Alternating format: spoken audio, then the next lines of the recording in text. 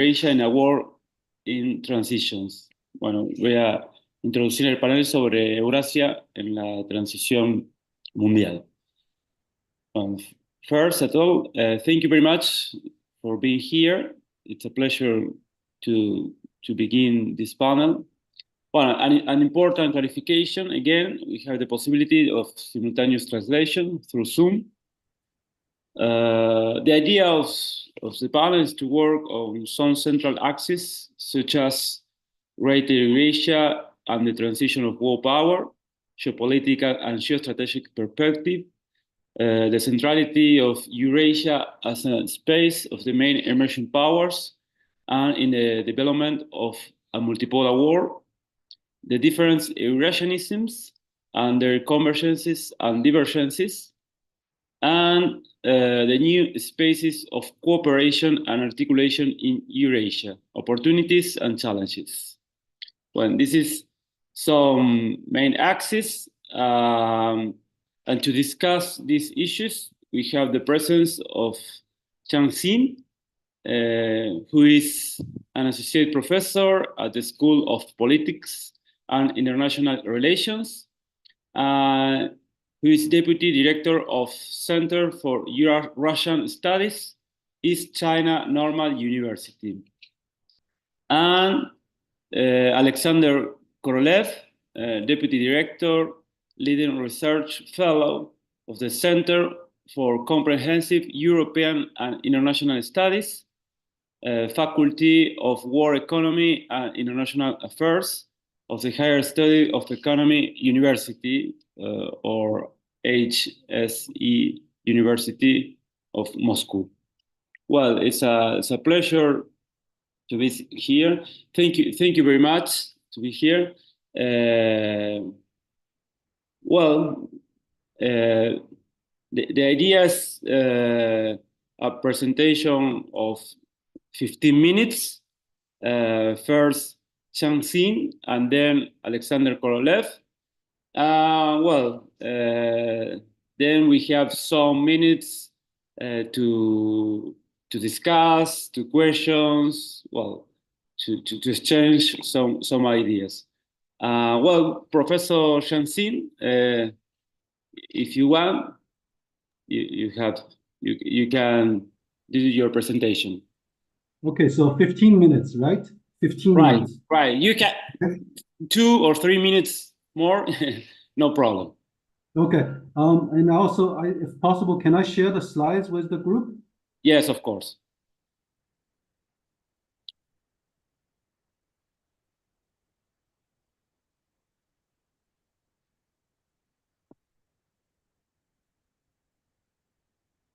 Right. So, thank you very much, Professor Marino, for invitation. This is the first time I think I discussed this topic with colleagues from Argentina, from Latin America. The presentation is based on a paper I co-author with Stephen Harris, a UK-based scholar.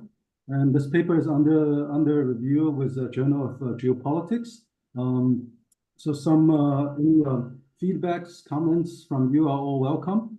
So this is the title of the paper, and we try to offer somewhat a socio-spatial analysis of 2 of the major projects that are supposed to materialize some form of reintegration of Eurasia through different connectivity initiatives, one by China and one by Russia.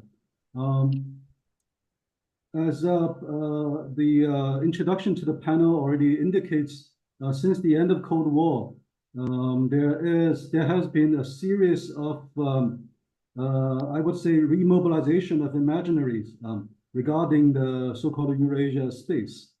And then all kinds of actors, state and non-state, presents different imaginaries of what this space is and what it should be, how it should be governed, how it should be organized. And in this case, a lot of the historical imaginaries were remobilized, remobilized for the construction of Eurasia for the future. Now, here the post-Soviet, post-communist region and Eurasia in some literatures, in the political geography literature in particular, now very recently is being presented as a so-called global East, in all the redivision of the world, global West, global South. This is one version of relatively new vision of the global East. So this is an additional footnote to it. And in this reimagination of Eurasia, a lot of the old images are being mobilized, but selectively. So Eurasia is being remade, remapped, sometimes it's being reproduced. And I have sensed this kind of reimagination for such a large space is probably unprecedented in a peaceful time, in a non-war scenario, because usually such a reimagination of a large chunk of space happens either with historical events like geographic discovery or with a major war. In the case of Eurasia, actually, this reimagination took place in a relatively peaceful time. So this is unprecedented in this sense. And also the scale of the diversity of this burst of a reimagination is also, I think, unprecedented. So many actors are involved, very creative ideas of how this space is and how to regulate, how to govern it. The diversity of different ideas is also vast and to some extent unprecedented. Right? So most of these ideas of a new Eurasia usually evolves around some sort of a connectivity projects, different type of connectivity projects. And so the invention of modern day Silk Road or Eurasia space heavily evolved around a set of new connectivity mechanism. So on a larger scale, those imagination and also plans, visions, not only is relevant for Eurasia space itself, but also to a large extent, sometimes challenges some of our fixed understanding of basic geographic and geopolitical spatial ideas of how the world works. And so it holds some significance beyond even Eurasia. So among these many different Silk Road projects, connectivity projects proposed by different national actors, China initiated the Belt and Road Initiative, and Russia initiated the Eurasia Economic Union, are probably two of the largest and probably a politically most significant one. But we also cannot rule out the other similar initiatives. There are a set of different imagined new connectivity projects in the space by US, Kazakhstan, even Japan, South Korea, Georgia, India, Afghanistan, to different extent, either actively promotes or are heavily involved in some sort of other Eurasia connectivity initiative. But this paper focuses on the two that probably in terms of scale are the largest and probably politically most ambitious, most relevant. Yeah. And what's interesting between these two is they not only are proposed by two national actors separately, but as their spatial scale gradually converge, there's overlapped space more and more over time. The two national actors also actively try to bring these together, bring these two projects or initiatives together, and try to figure out a way to let them work together in a coordinated manner. In English, this is called a conjugation. So 2015, the two states issued a statement in which they announced that these two are not conflicting projects, and the two states are willing and actively work together to try to bring them together in a so-called conjugated way. But there are a set of other government initiatives follow up to materialize this conjugation. Now here, a little bit of theoretical in the either political geography or sociology of space literature. There's some more abstract work to try to open up the idea of space, to break down the space into multiple different spatial dimensions. This one is a quite influential paper by a set of scholars in the Anglophone world. So they break space into 4 different dimensions. Each dimension is closely related to the idea of space, but capture certain aspects of space. So the way they break it down is to break it into territories, place, scale, network. I will go into detail a little bit in the next slide. So our idea in the paper is to look at China's Silk Road belt, economic belt, and the Russia's... Sorry, Professor. Sorry, the slides are not playing. Not playing? Which? No, it's present in the first slides. Is it moving now? No. No. Sorry for that. Is it better now? Now yes. Maybe I'll skip the full scale. Territory, place, scale, network. Now yes. Yeah. Okay. This is what I was covering. This multiple projects, and then the political agenda to conjugate between Russia's initiative and China's initiative, and then this is a little bit theoretical spin we want to bring in. So we build on this 4-dimensional framework. By the way, which is not the only one. There are other efforts to open up the spatial into further multiple dimensions on top of these 4. So we stick with these 4 original dimensions. Basically, we try to look at the 2 initiatives by China and Russia and to compare them side by side along these 4 dimensions to see the similarity, but more importantly, the difference, and how those difference is being addressed or being accommodated, or both sides try to accommodate the differences along these 4 dimensions, but may have some difficulty to achieve this accommodation. This is our goal. So this is the gist of our probably most important conclusion or results of analysis through comparison along these 4 different dimensions.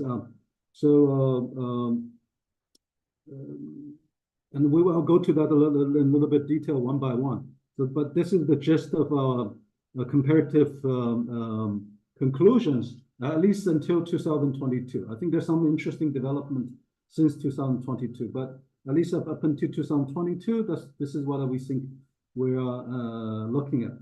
Now, very quickly into some of the detailed side-by-side comparison, the Chinese initiative, economic belt on the Silk Road, especially on the land route, which essentially look at the not only Eurasia space, but Europe-Asia continent as a coherent, open, contiguous, non-hierarchical space, right?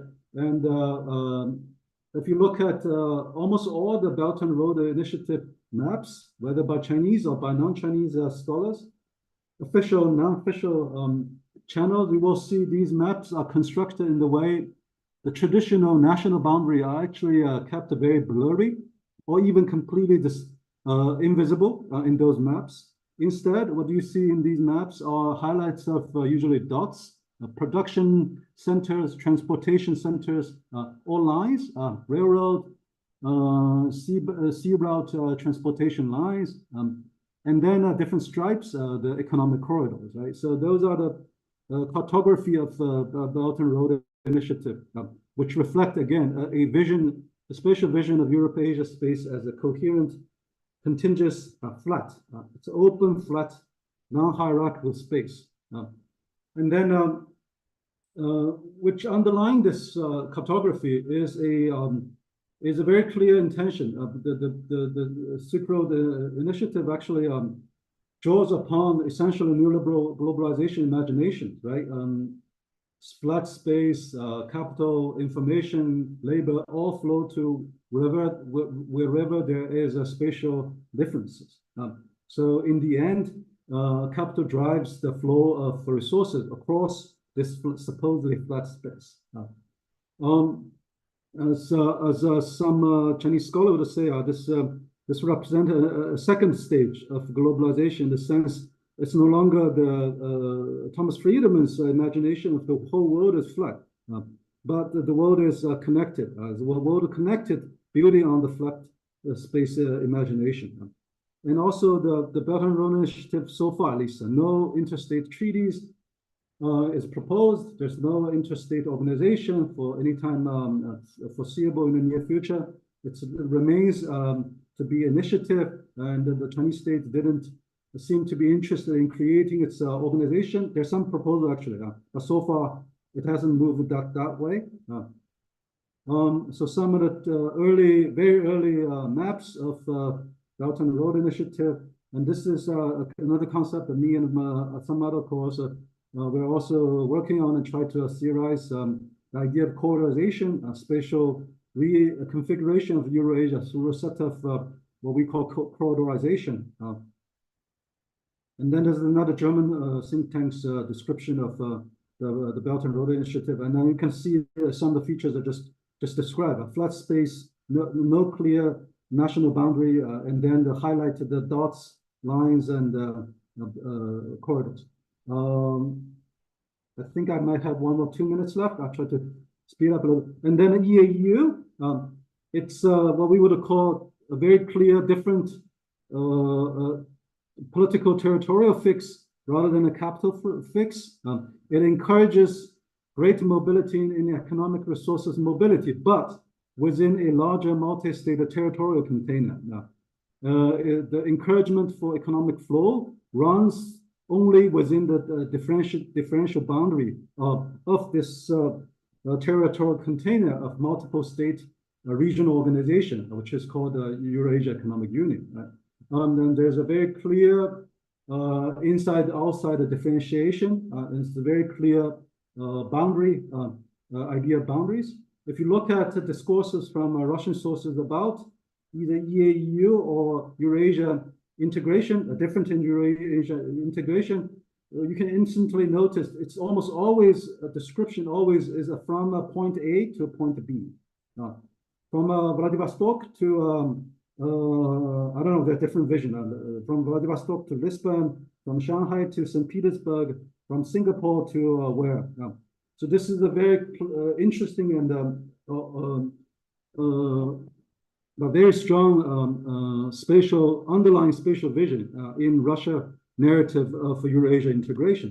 And then such spatial vision is heavily built on a clear multi-state, multilateral institutions. EAU is one, it's built on a set of multi-state institutions before. And also, I didn't put that in the slides, this Eurasia idea builds also on a supposedly solid Eurasia common cultural or civilizational foundation. There's supposed to be a clear Eurasian civilizational body that to uphold the economic and the political integration, which is not absent in China's narrative of the social Silk Road. If you look at the supposedly conjugation or suppligenia in Russian or Chinese 对接, there are a couple of concrete practical challenges. I think for the sake of time, I'll be very brief on that. If you look at this chart, the BRI is set as an initiative, not a strategy, not a concrete international organization. EAU is. EAU builds on a set of clear Eurasia civilizational argument. It's explicitly called as a civilizational project. No such things in the Chinese narrative, and the Chinese narrative actually very clearly try to downplay the civilizational plane. One builds on organizational format, the other no. And then in terms of the conjugation, I try to make this point, we try to make this point. The Russian naming practice indicates the one on the left. That's what the suppligenia indicates. Two parallel running side by side. The English word docking is something like in the middle, but the Chinese word 对接 indicates something much more than that, which implies a much more sophisticated, like a tenor mortis hookup. Those things altogether indicates conjugation in one sense, one unified sense between the two projects or two initiatives is not going to be easy. There's a lot that need to be accommodated. And in the paper, we also tell some earlier evidence, the challenge of conjugation, the challenge of accommodate two sets of different spatial visions regarding the Eurasia space. I have some maps and some of the recent changes. Some of the recent changes on top of these two initiatives. A lot of revised interest in the middle corridor, which go beyond both China and Russia. And then very recent, Russia has increased enthusiasm and activism to introduce or build the international north-south transport corridor, which is a new element, in the Russian narrative and the policy agenda related to Eurasian integration. So those are some of the very recent ones. So our conceptual framework also need to accommodate that. But I think I already go beyond 15 minutes. Thank you very much for your attention. Look forward to your comments and criticism. Thank you. Thank you very much. Also, very interesting presentation. Well, maybe then you can present some ideas that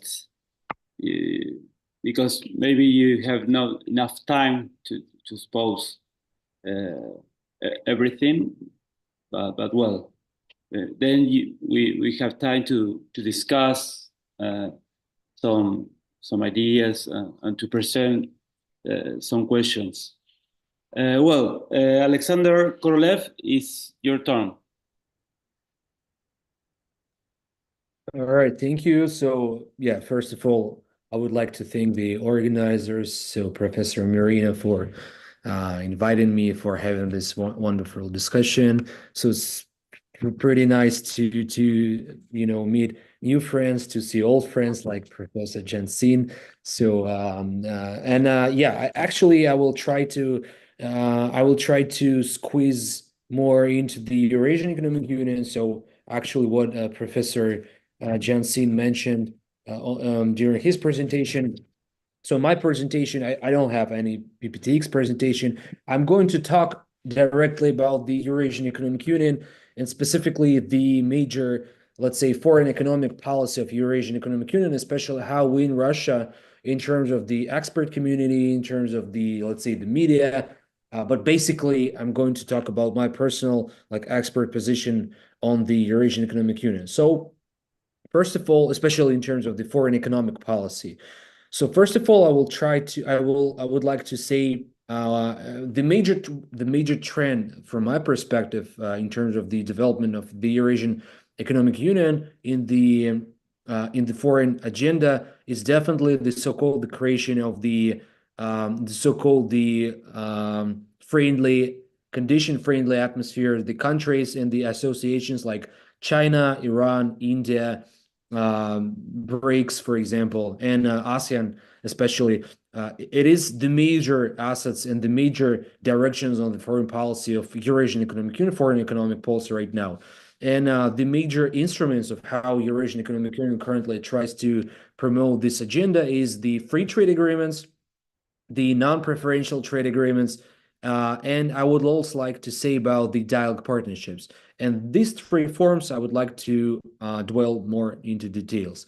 So the first one is the free trade agreements, FTA. So we know that Russia and other partners of the Eurasian Economic Union has several free trade agreements with different partners. So it's Vietnam, is Iran. It used to be the preliminary free trade agreement. Then it was transformed into the contemporary one. So in Russia specifically, we're waiting for the ratification of this FTA by Iranian government and then the Eurasian Economic Commission.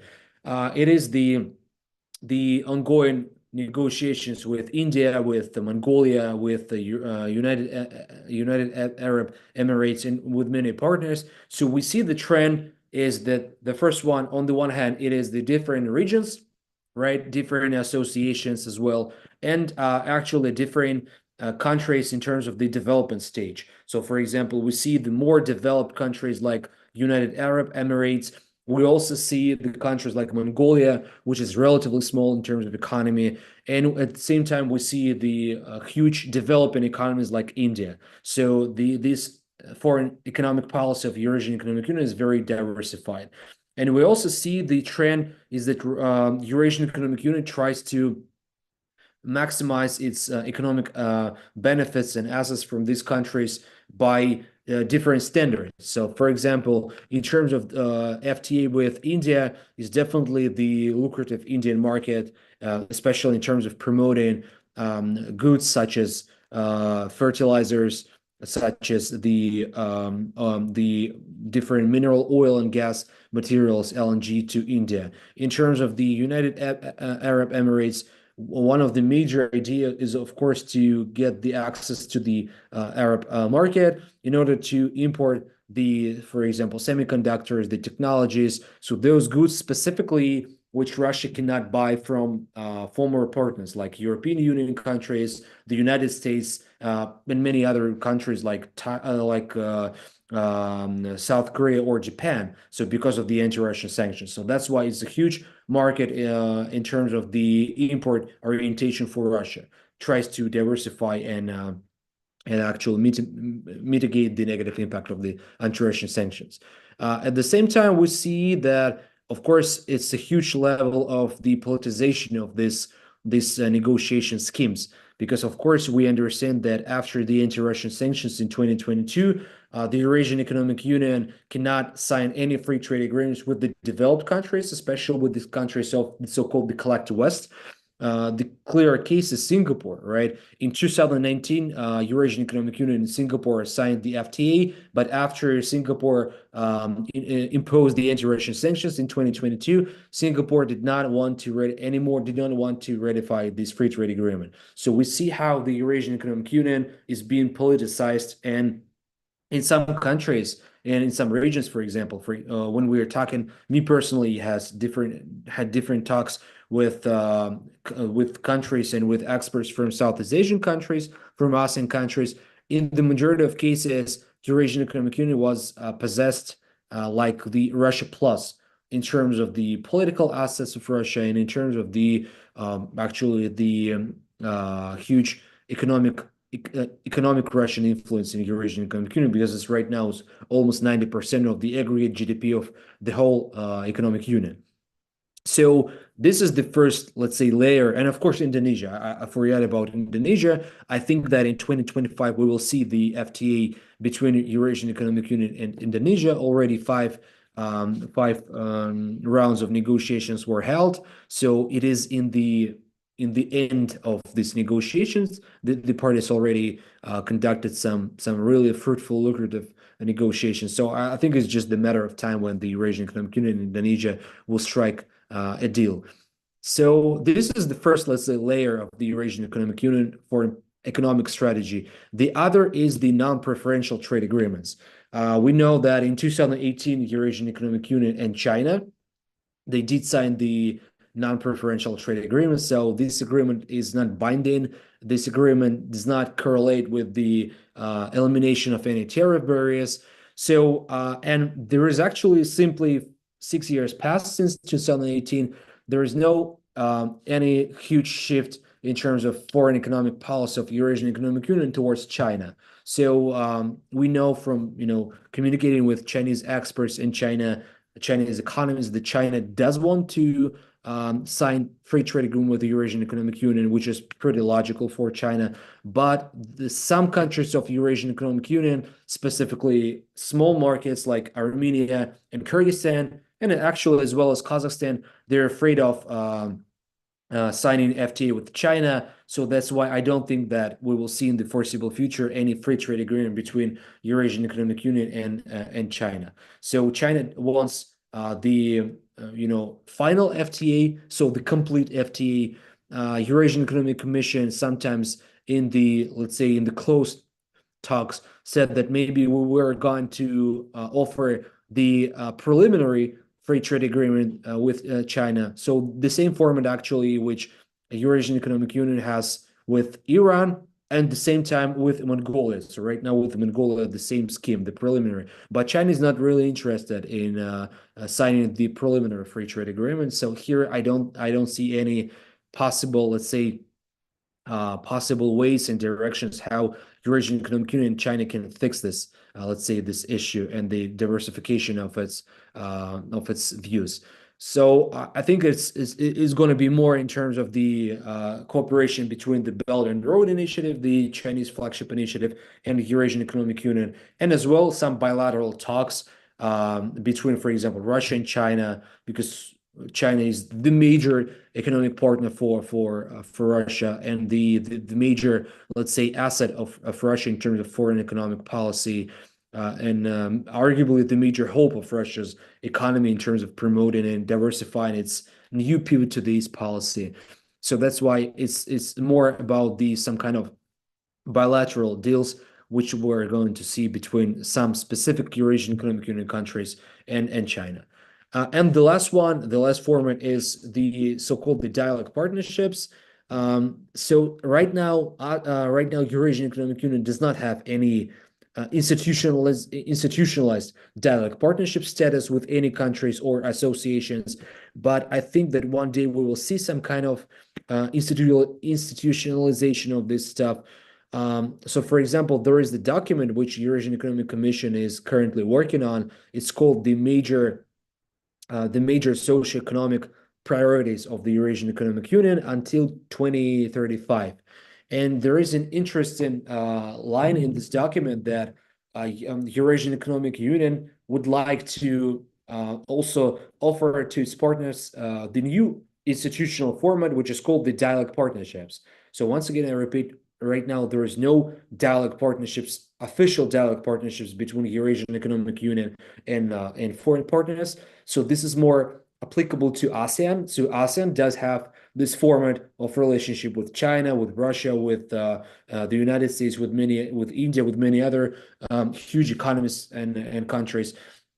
So maybe Eurasian Economic Union one day will create this format. So this will be not really economic format. It's mostly about some kind of institutionalization plus political format. So I don't think that it can be in the foreseeable future switched to the free trade agreements, because it's a really different institutional format. But as I mentioned, so it's being put in the strategic priorities of the Eurasian Economic Commission as the major institutional supranational body of the Eurasian Economic Union. So I think one day we will see the dialogue partnerships can be signed with ASEAN, with Mercosur in Latin America, for example, because Eurasian Economic Union is really interested also in the Latin America market, specifically Argentinian and Brazil market, in terms of the promoting for example, the mineral oil, the fertilizers, some kind of agricultural goods, the coal and steel and many other materials, especially from Russia to Latin American countries, the fish and many other stuff. Also, it can be the African Union is one of the leading trade blocks of the non-Western world. Let's say how in Russia is being portrayed. It also can be the BRICS. Definitely, we know that BRICS is not their organization. It's not this supranational body. It's not the regional trade bloc compared to, for example, Mercosur, Eurasian Economic Union, ASEAN, or European Union.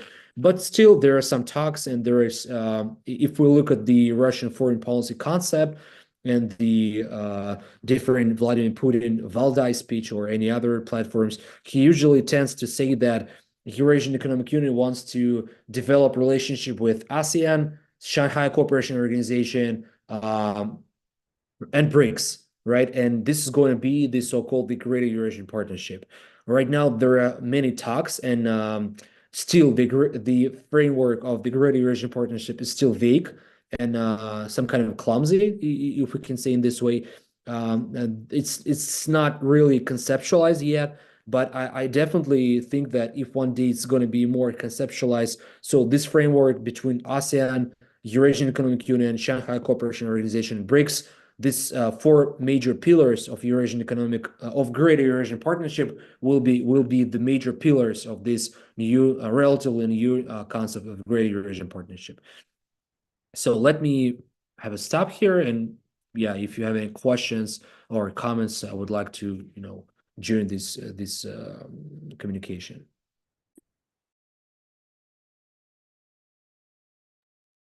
Well, thank you very much, Alexander. Very interesting, the presentation too. Well, it's we have two very good presentations. We have materials, informations, ideas.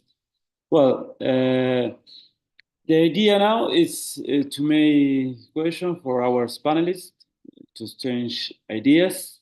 Well, I have two questions. First, if if there are other questions, you can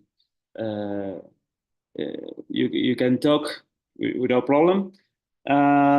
First, for Professor Shenxin, you speak about the difference in the spatial constructions between Belt and Road Initiative and Eurasian Economic Union.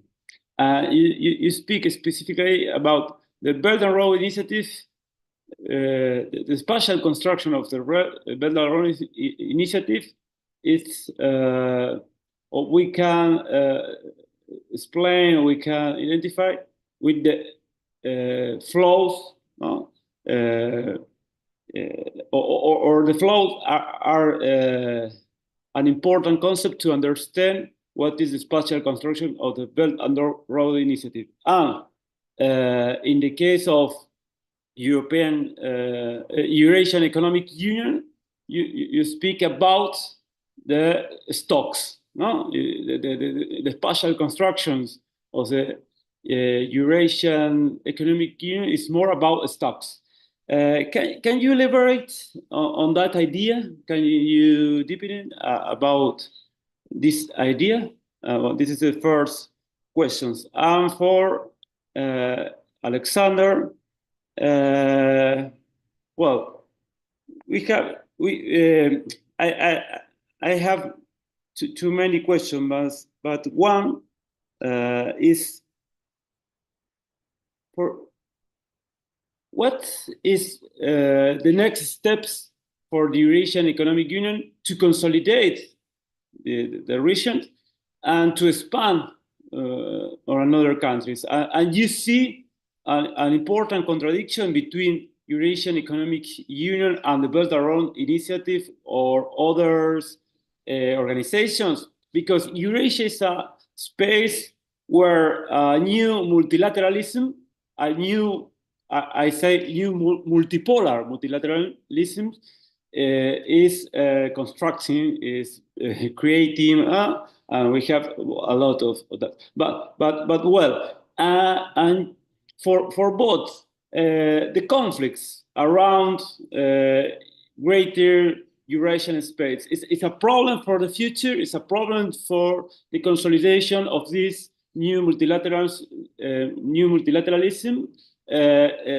or what are the risks in the future for this new multilateralism? Well,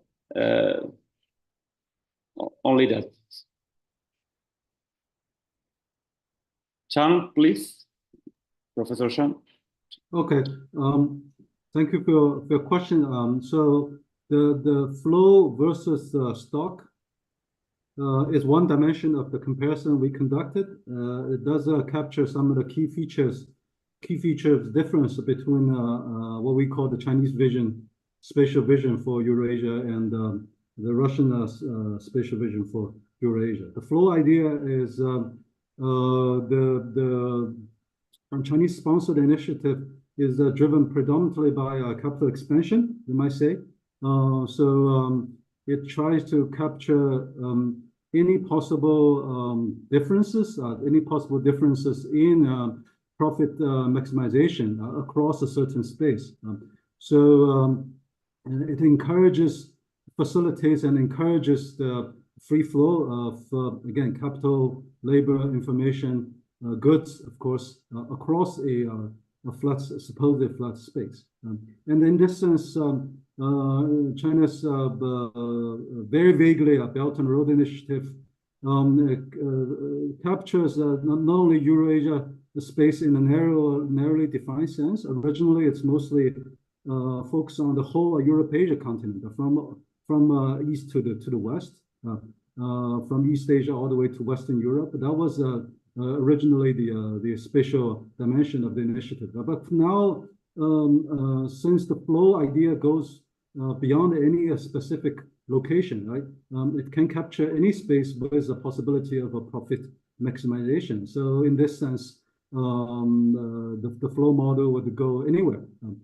That's why we see the Chinese president in Peru now a new important port, right? So there's no predetermined special boundary for this flow.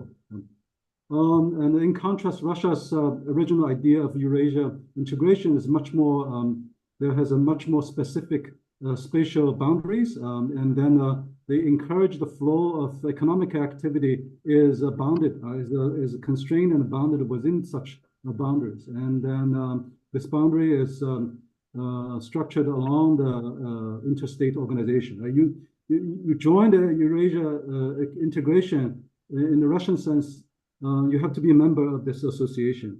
And so if you look at the cartography of the Eurasia integration from a Russian narrative, there's actually not much map you can draw upon, because this is basically a map of member states. Other than that, there's not much of a member, not much of cartographic presentation available.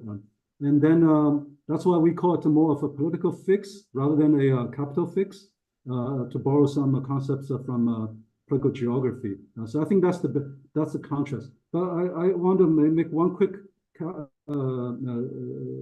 point of caveat. I think things are changing a little bit. That's Alexander's last point about Greater Eurasia Partnership, right? I think the war or the conflict in Ukraine, between Ukraine and Russia right now, changes some of the strategic calculation we see about 15 years ago, starting from probably 15 years ago. So Alexander's comments about Eurasia Economic Union are actively pursuing possible collaboration with several other regional organizations. Still organizations, right? Organization to organization. SCO, ASEAN, BRICS. I think that does open up a little bit new dimension to some of our analysis of Russia's Eurasia imagination is predominantly boundary conscious political fix. I think there's some interesting, important new development going on in the past 2 or 3 years. So maybe we need to update the model along these new developments. Yeah.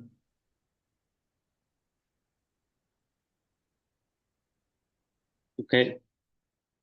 Thank you, Professor Alexander. Yeah, first of all, thank you for the question. So actually, I don't think that right now Eurasian Economic Union has, so answering your question, Professor Mirina, so I don't think that Eurasian Economic Union really has a lot of resources, strategic resources to really consolidate the whole Eurasian continent, or Eurasia is the relatively new geopolitical space. So first of all, we have to understand that Eurasian Economic Union is basically, and at least de jure, it's the trade and economic organization. So, right, it's not about the security architecture. So that's why if we do understand the Greater Eurasian Partnership, which I and Professor Jianqin mentioned, so Greater Eurasian Partnership is definitely more just than economy, right? And that's why I'm pretty skeptical about this Shanghai Cooperation Organization, ASEAN, BRICS plus Eurasian Economic Union, let's say rapprochement. Why? Because technically they're pretty different in terms of the strategic goals. It's pretty different in terms of the just bureaucratic and administrative structure, because BRICS is not an organization, right? Shanghai Cooperation Organization, yeah, it's more about the political stuff, and security, of course, is being economized right now. ASEAN is the mix between security and economy, and Eurasian Economic Union is more about economy. So that's why it's pretty hard to find the common agenda, right? So that's why it's really the question: if the greater Eurasian partnership one day will be some kind of institutionalized or conceptualized, what kind of the common agenda it should be. Because we see at the case of the Shanghai Cooperation Organization, when Pakistan and India were included, it's actually really transformed the major security architecture within this Shanghai Cooperation Organization. For example, the Anti-Terrorist Committee, which is paralyzed, right, because of the issues between Pakistan and India. So that's why the same case with BRICS. We see the inclusion of countries like Iran and Saudi Arabia, even though last year they renewed the diplomatic relationships, but still they're very far from normalizing really political dimension, political dialogue, and climate between. So that's why it's really hard. And of course, within the Eurasian Economic Union, it's also some kind of different issues between Kyrgyzstan and Kazakhstan, sometimes between Armenia and Russia. Right now, there's different talks about Armenia, tries to, as we see right now, tries to tilt towards the West. And even if we take the social pulse, the European Union is being the major priority of the most of Armenians, rather than the Eurasian Economic Union. So we see also a huge shift in terms of the understanding of the member states of Eurasian Economic Union. So that's why it's really hard to consolidate. But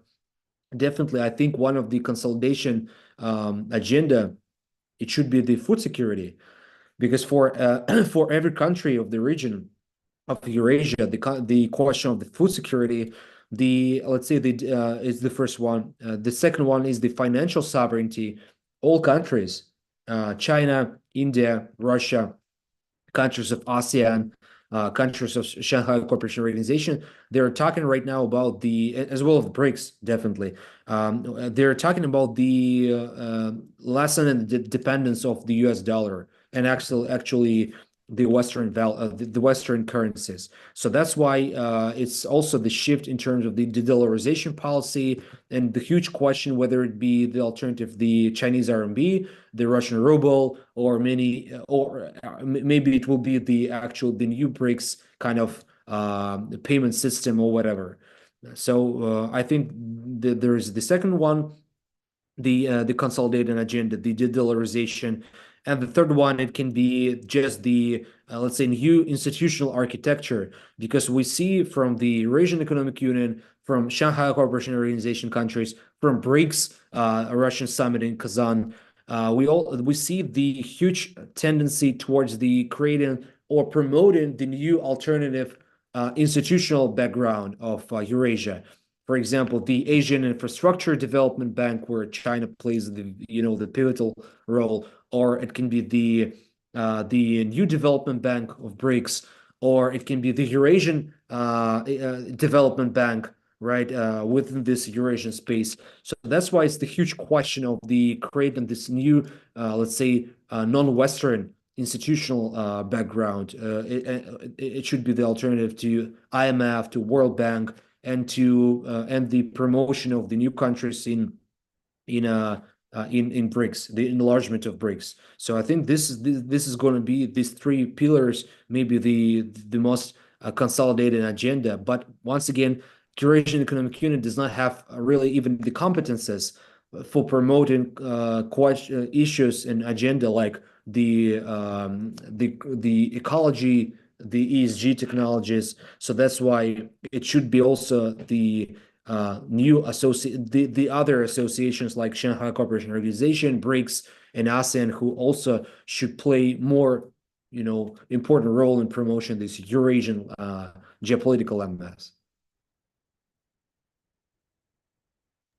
Thank you, Alexander. Melina, you have some questions? Yes, I have two questions. First of all, здравствуйте, Alexander. Спасибо за вашу презентацию. Thank you so much, Professor Zhang Xin. I don't know how to say thank you for your presentation in Chinese. I'm very sorry about that.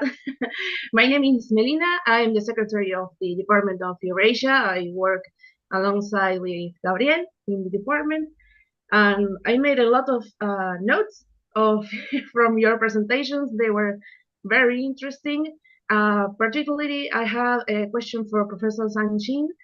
Just yesterday, a brief comment, we had a panel that discussed Russian connectivity.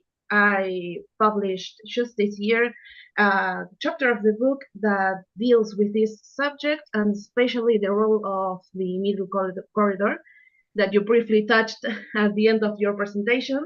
So my question is regarding these alternative international transport corridors that we are seeing emerge in the Eurasian space, given that Eurasia has a very particular context, which is it's very big. It's continental. Most of the countries are continental. I'm thinking about Russia, of course.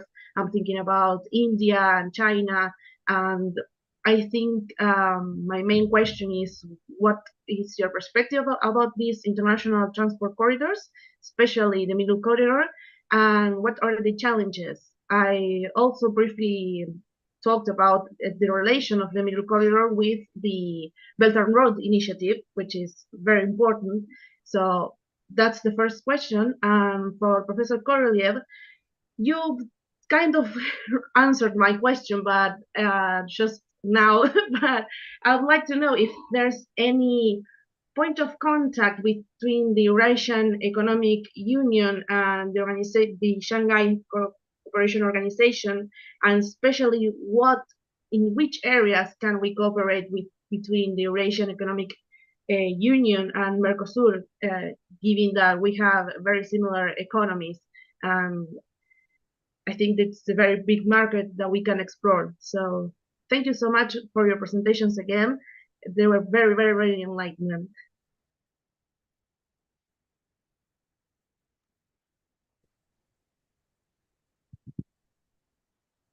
Okay, shall I go?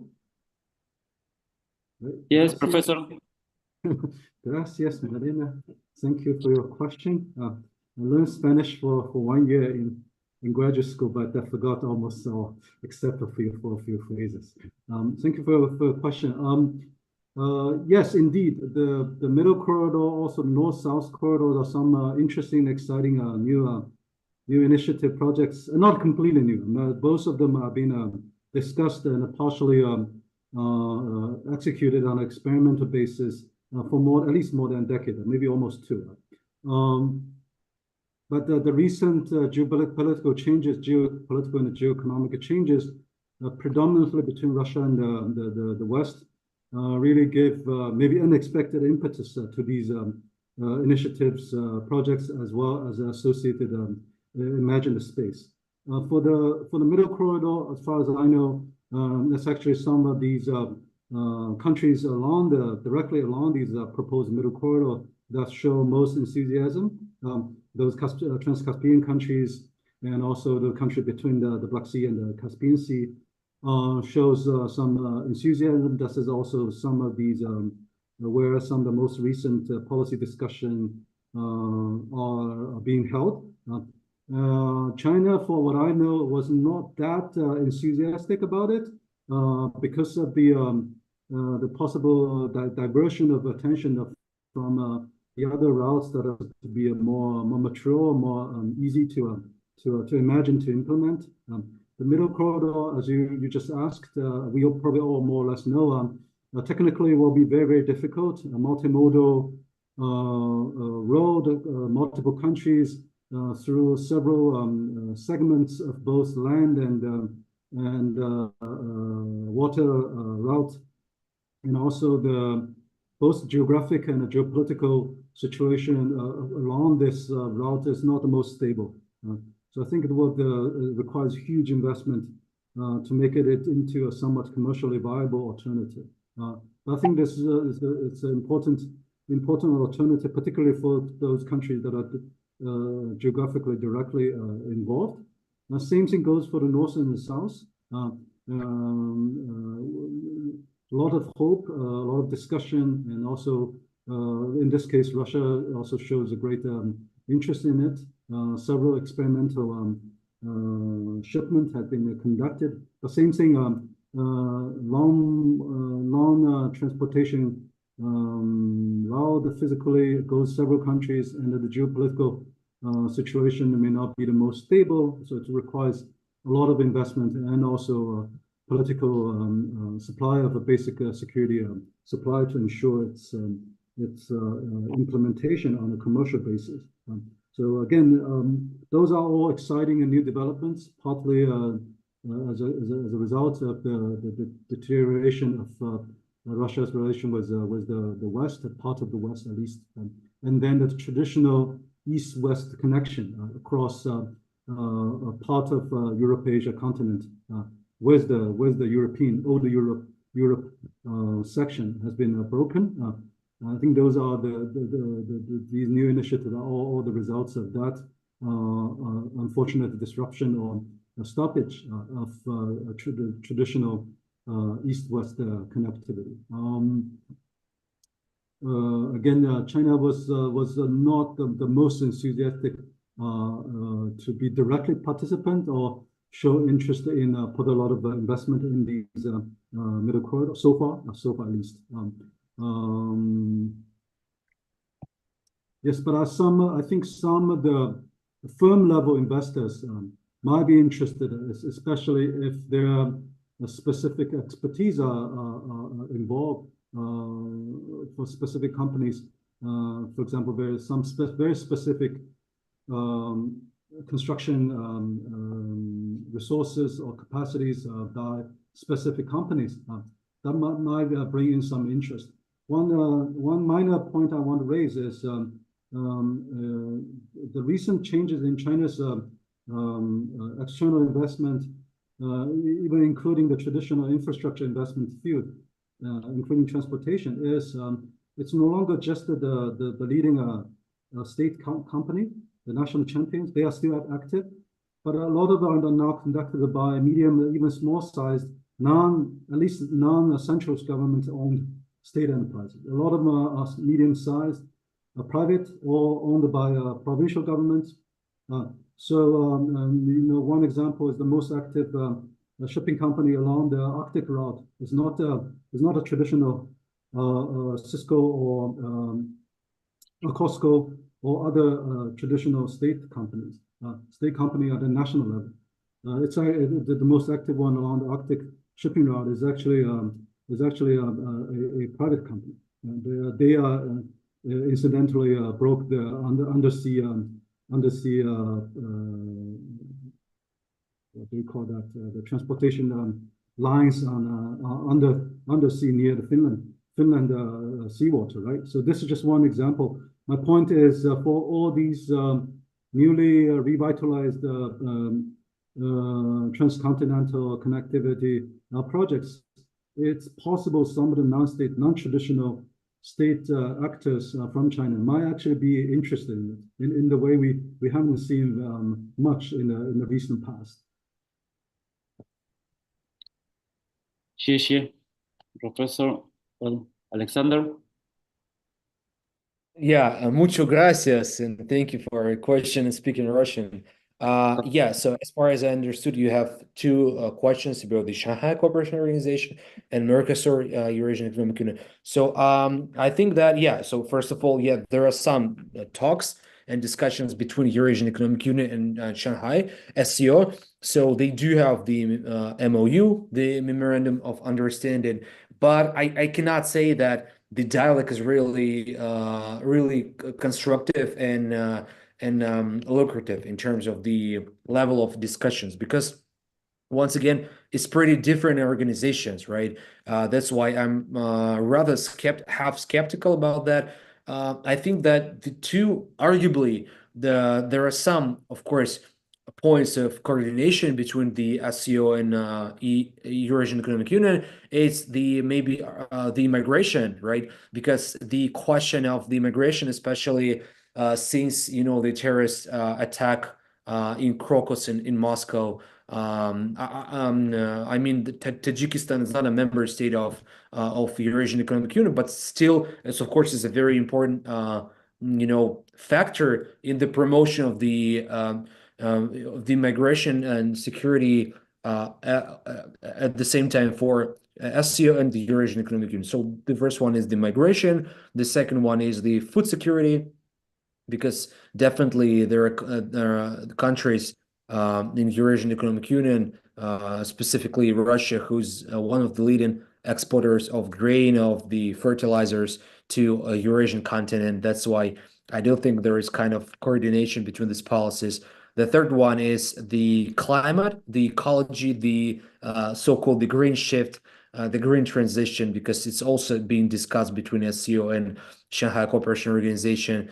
And maybe energy supplies, energy security, because also it's the really important, especially for countries like Iran, who's the new member, relatively new member of the SCO, and also Iran has been, the member of the FTA scheme of the Eurasian Economic Union. So I think this one. In terms of the Mercosur, I think that maybe there's a question of the once again of the food security, because for Latin America, at least at how we in Russia and in countries of Eurasian Economic Union look at this, for Latin America also the question of the food security of the agricultural goods is one of the major and one of the most important critical questions and sensitive issues. The other thing is maybe the digital shift, the artificial intelligence, because the Mercosur also discusses questions about the digitalization of the trade, of digitalization of the supply chains, value chains. So for Eurasian Economic Union is also very important. And maybe also the question of the lessen dependency on US dollar. So especially, of course, we understand that with Argentina it's pretty hard, because Argentina, let's say, left BRICS. It's not even left BRICS, because Argentina was never a member state of BRICS. Let's say left the idea of joining BRICS. So there was a painful from the Russia's strategic calculations. But in terms of Brazil, there is a relatively fruitful discussion between Lula da Silva and Vladimir Putin, especially in terms of the promotion of this case of de-dollarization, new architecture, security architecture, institutional architecture. So in Russia, we will think that we will see this during the G20 summit in Brazil, the same way, Brazil is the host state of BRICS in 2025, so that's why definitely Russia will, especially will look more closely on the Brazil strategic calculations, and look at Brazil as one of the major strategic assets of Russia, Eurasian Economic Union, and BRICS as well. Спасибо, Alexander. Nada, as far as I know. Are there any other questions? For example, one question is about the Arctic road in Eurasia. Maybe some reflections about that. We discussed about this issue the last weeks about the Arctic road. Can the Arctic road change the connections in Eurasia? Can substitute in the next years other roads? The Arctic road change the place of Russia in the connection of Eurasia? Well, so some ideas, no? Maybe we can or make some reflection about the conflicts, Ukrainian conflicts, Israel, Gaza, Palestinian, Iranian conflict, the Middle West, the Taiwan issue. Well, how these conflicts impacts, or how this conflict is a very important problem for the Eurasian integrations. Well, I have a lot of doubts, reflection. Maybe if you want to make some reflection about these issues, if you want, give some words, Professor Zhao, Alexander. Alexander, if you want. Yeah, I can. So, I mean, yeah, in terms of so I can say that for Russia, the major issue is definitely the Eurasian security architecture, is definitely the Ukrainian crisis. That's why Russia is not really that much focused on the question of the confrontation between China, not confrontation, but let's say the political issues between the US and China. So the Taiwan issue for Russia, there is a clear case that in clearer position there is the domestic, let's say, the domestic question and agenda for PRC. That's why it's we don't have any, I mean, any illusions or any issues in terms of the Russia-China relationship between that and Russia's position. I don't think that in the foreseeable future or any future will be changed in terms of the crisis in the Taiwan Strait. And definitely Russia does not support the American militarization of Taiwan, because for Russia is another actually point of the political pressure towards China, the Russia's strategic partner. In terms of the Palestine issue, so you see, Russia technically does not openly support either side of the conflict, right? Either Israel or either Hamas. So technically, it's even the Hamas is the terrorist organization in Russia. But I don't think, once again, that Russia will change its position towards the pure criticism of Israel or pure, let's say, support or criticism of Hamas. Because for Russia, it's not really the vivid question of its domestic security and strategic calculations. That's why Russia is being pretty inactive, let's say, almost non-existent in the question of the Israel-Palestine issue, as well as the Taiwan issue, because it's, once again, it's not the Russia's top priority list. The Ukrainian issue and the let's say the confrontation with the collective West is definitely. But as for one country, yeah, there is the so-called the comprehensive strategic partnership is Iran. You have Russia during the BRICS summit in Kazan. Russia and Iran struck the deal to elevate the relationship to the strategic comprehensive partnership. But once again, I would say that sometimes in Iranian expert community, in Russian expert community, there is the over expectations about the Russia-Iran relationship, because there are still points of contradictions in Russia-Iranian and Russian-Iranian relationship political are not that politically developed as it media tries to portray. So and the last, in terms of the Arctics, the Russia, of course, for Russia, the Arctic is one of the maritime routes, is one of the major right now. But once again, Russia understands, in terms of the political spectrum of Russia's elite, in terms of the expert community, then the North Sea route is really underdeveloped, and it should be, a long time to go to at least to some kind of normalize the logistic and transportation via the North Sea route, especially in terms of the icebreakers, because it's really a huge limitations in the just number of icebreakers in the via the North Sea route, and there are a lot of institutional and administrative issues, especially in terms of the Russian Far East and the how to control and how to monitor the development of situations in the Russian Arctics.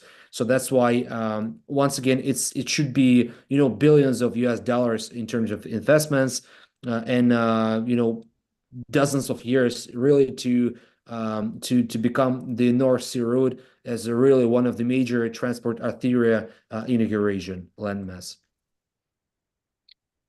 Thank you, Professor Zhao. Okay, so Professor Marino's several sets of questions. I'll try to combine them together to give maybe response from within China, from Shanghai. I think several key issues you describe: war in Ukraine, in Gaza, set up other geopolitical or territorial conflicts and mostly in the core of Eurasia continent. I think that would at least indirectly influence China's own assessment of its external environment, whether it sees what's happening particularly in Ukraine, in that part of Eurasia, as something that very much similar, structurally similar, or even replicable in its own near neighborhood. And if so, would China go along with the same choice as Russia did? Because that kind of assessment and a possible choice would significantly modify or modify China's overall external strategy, which has been held for more than 3 decades, right? So if the idea that a confrontation with the U.S. or in Russians' vocabulary, collective West is unavoidable, then there will be a set of major change in its economics strategy too. You probably have heard of this idea of double circulation, and then recently we also have seen more and more promotion for not only the double circulation, but the one of them, this internal circulation, right?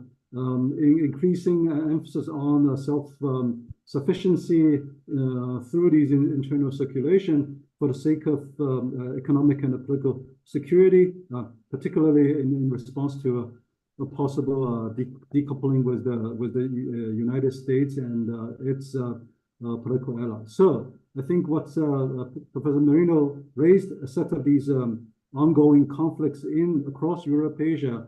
To China, it's the most important relevance is they will influence China's own assessment of its external environment and may modify its own assessment and consequently its external strategy, particularly in economic sphere. And then it will also indirectly influence its geographic and spatial allocation of its attention and resources. I mentioned the very recent going abroad drive. The earlier going abroad drive, late 1997, right? That's the official going abroad policy was announced.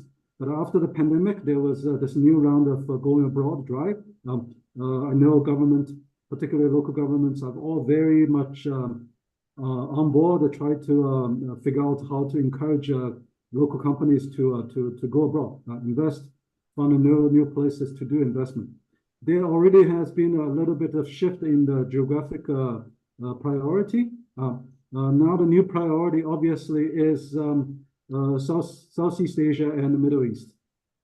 This was different from 10 or 15 years ago, different from when the Belt and Road Initiative was originally announced, right? And with Xi Jinping's recent visit to Peru, whether Latin America will actually become more important, more salient in this new round of going abroad, I wouldn't say it won't be. Let me say it won't be a big surprise to me if Latin America becomes some sort of a major new site of priority on the same scale as Middle East and Southeast Asia. It wouldn't surprise me. We're not there yet, but it wouldn't surprise me. So I think that's another indirect influence of these sets of crisis conflict Professor Marino mentioned in the core region of Eurasia, its potential impact on China's self-assessment and the possible modified or changed economic strategies, especially in its external economic strategy.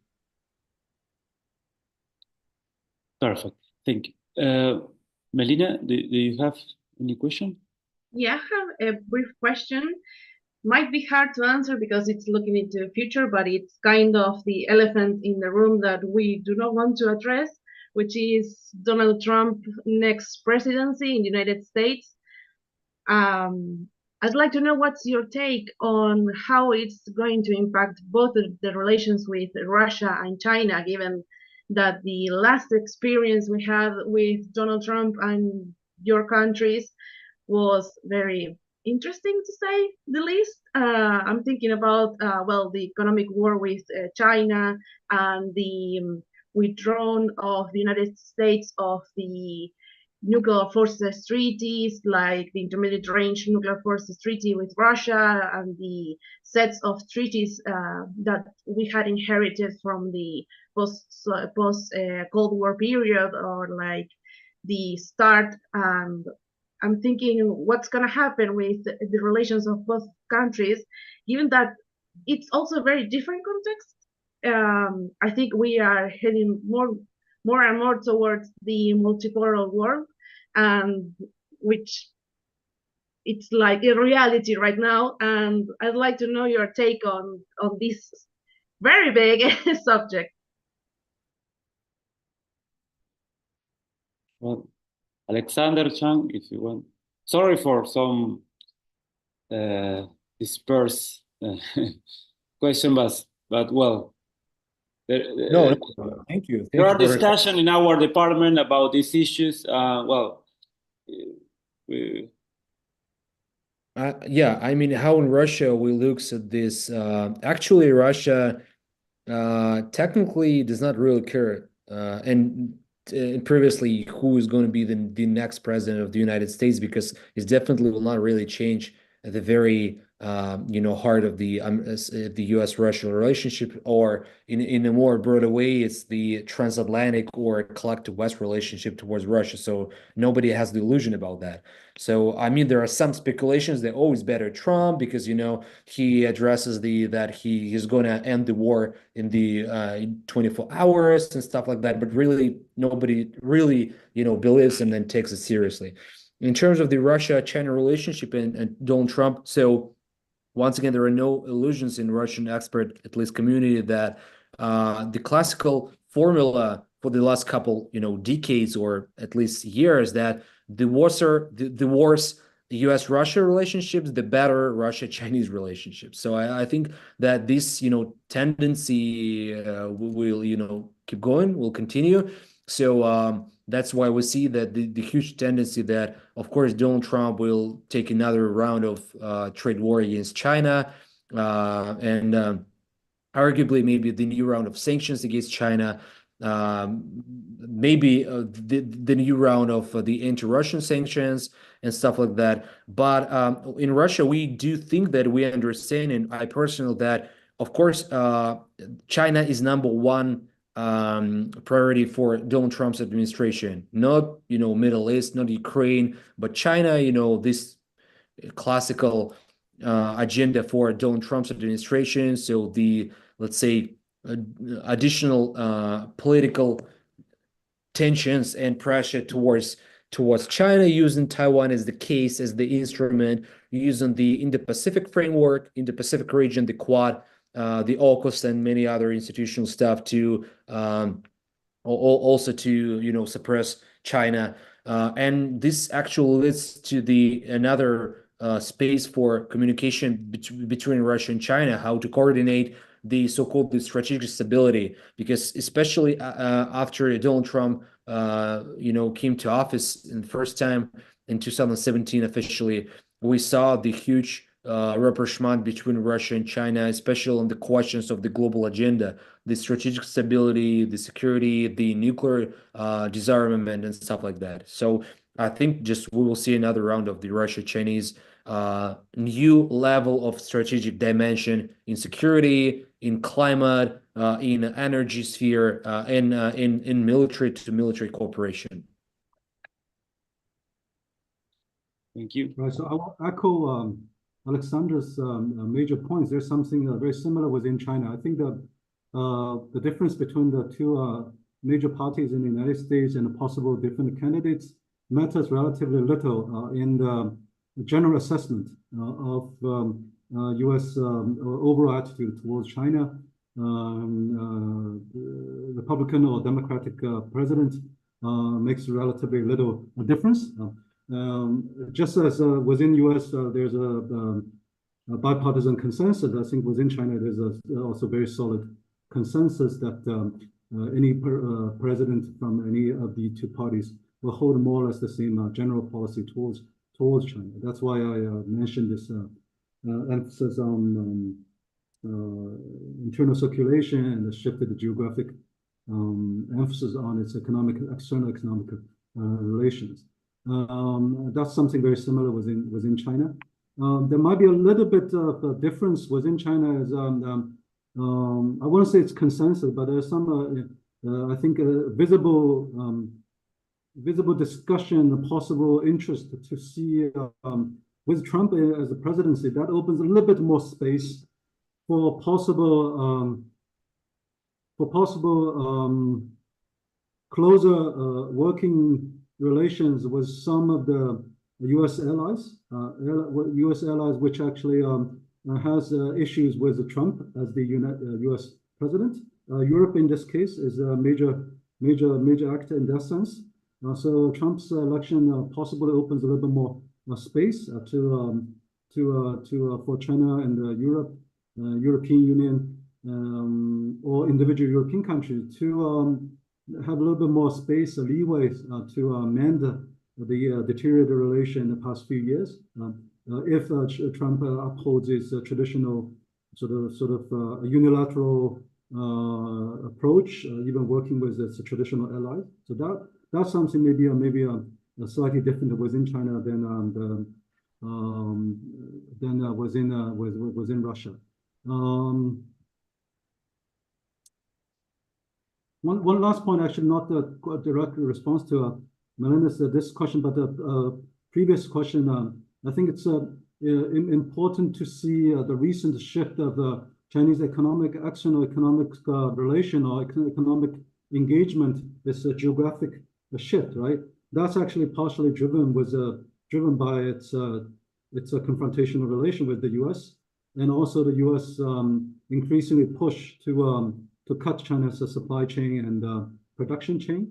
So what you see are some of the most active economic activity in the past 3 years is moving to Southeast Asia, to Middle East, and possibly moving to part of Latin America. Mexico now is one primary example. Is a passive response to U.S. very tough policy against China, sort of Chinese. I want to say China-centered. China supply chains, production chains, where China plays important mediating role. So that's actually also an important part of this new round of going abroad, and will be also influenced by U.S. policies on sanction, on trade war, and also all the policies regarding constraining, trying to disrupting and breaking the supply chains of production, where China plays a key role. Well, thank you again. It was a great pleasure to have had your excellent presentation, really, as a coordinator of Eurasia Department of the International Relations Institute of the University of La Plata. We are very grateful. Well, this is all. It's very important for us to maintain this contact, this dialogue, these conversations. Well, espasiba and xie, muchas gracias. See you next. Muchas gracias. Thank you very much. Very much.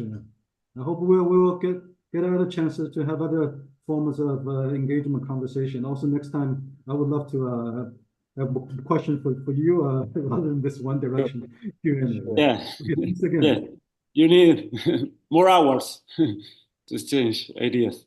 Perfect. Thank you. Thank you again. Bye-bye. Thank you. See you next.